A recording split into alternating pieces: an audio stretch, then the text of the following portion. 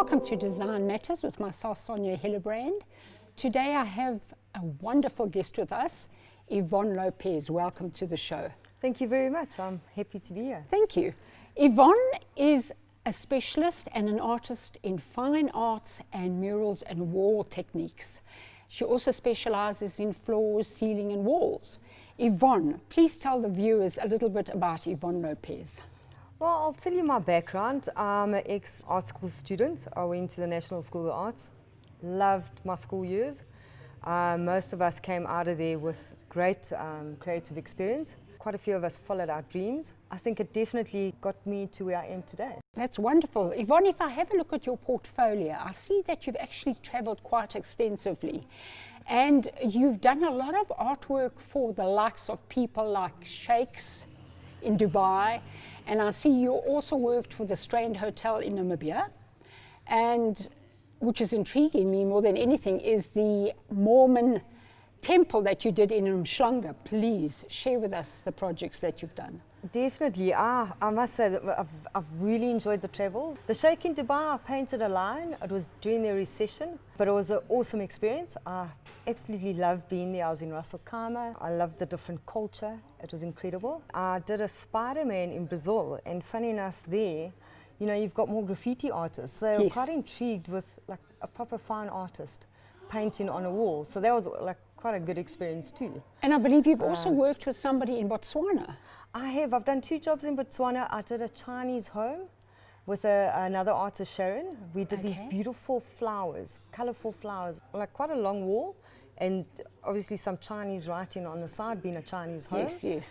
And then we split up and we did different little murals all over the home. As an artist, you're in so many different homes with different cultures, so it's quite interesting. Having traveled so much, you've probably grown organically. Oh, definitely, yeah, because you know, the more experience you have, the more confident you become, the quality of your work improves with the more you do. It's fantastic. The Strand Hotel through Versus Paint. Okay. And I worked with Diane in Swartkopmund.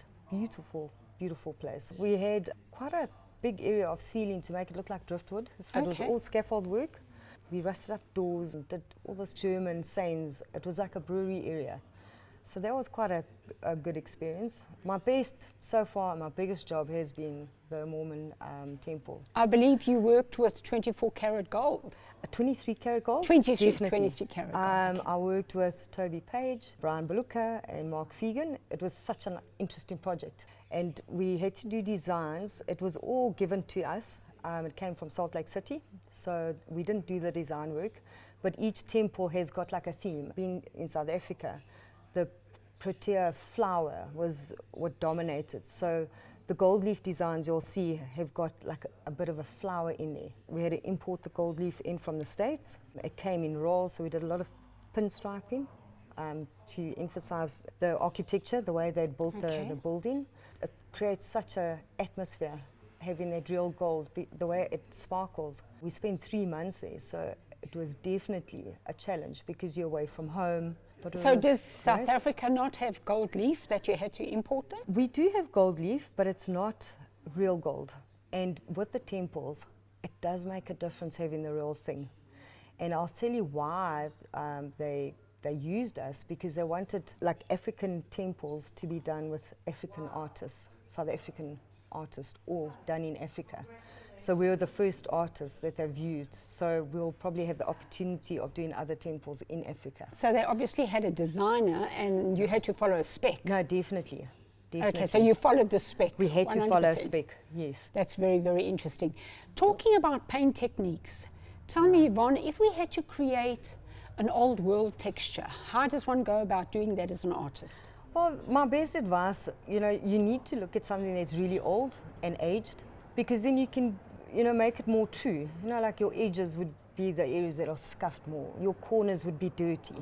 So I always use your natural reference to get it as accurate as possible. If I get a brief and someone wants a marble finish copied, your best option is to look at a piece of marble and try and copy it.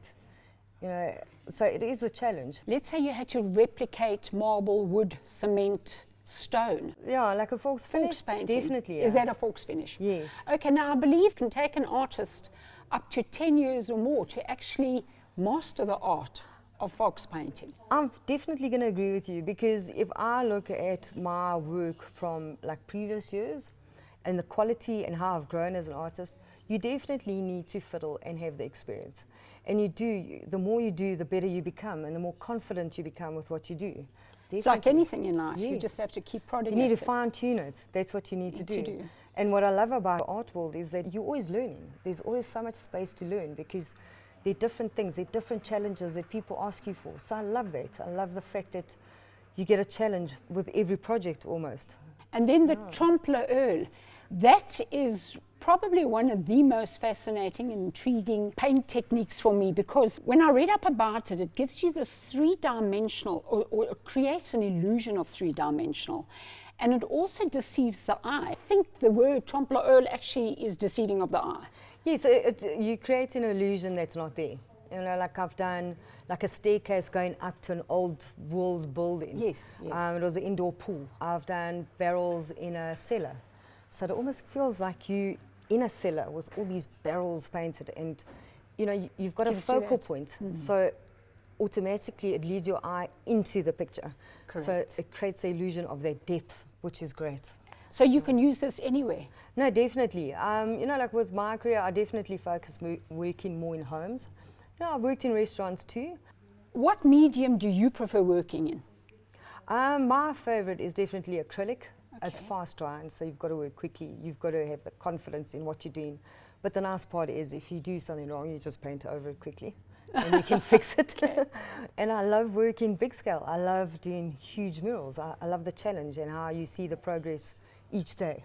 You know, so I tend to take pictures of what I've done each day, so you can actually see how much you've achieved in a day. And would you say with the modern day, one would use perhaps acrylic more than oils, or is oil still used? Oil's definitely used on like a canvas. You know, for example, the tiger behind you. Yes. You know, oils are great for that purpose. But when you're doing mural work, it's definitely better acrylic, unless it's getting sprayed. Acrylic's definitely the way. It's user-friendly, you know, to wash, and kids, and the durability, you know, and it don't fade so quickly with modern-day technology. I believe you also have a bit of a Brazilian heritage. Can you tell us a little bit about that? Yes, I do. My mom and dad are Brazilian, so that is definitely my heritage, hence me doing a mural in Brazil.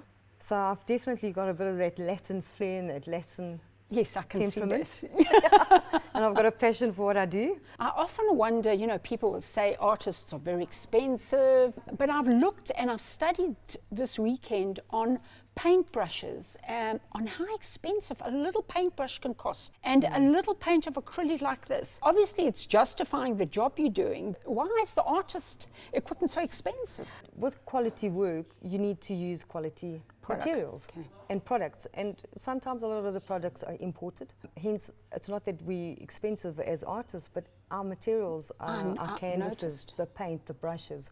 And to do quality work, you need quality equipment. So at the end of the day, viewers, quality is remembered, price is forgotten, I'd say. Yeah, it's sad because, you know, people kind of think it's so expensive, but it's not. It takes a lot of time to source what the client wants, find out prices. Prices keep changing, especially in today's times. It's not necessarily that we're expensive, it's the materials that are expensive. Thank you, Yvonne. Yvonne, can you give us a tip for the week? Never give up on your dreams as an artist. If you're creative, please carry on painting and follow your dream. It's so important. I hope it just doesn't get forgotten. You know, it's so special to be a creative person, and especially an artist in whatever field. So to all the youngsters out there, please carry on creating and don't put down those paintbrushes. Thank you so much, Yvonne. It was so nice to have you on the show with us.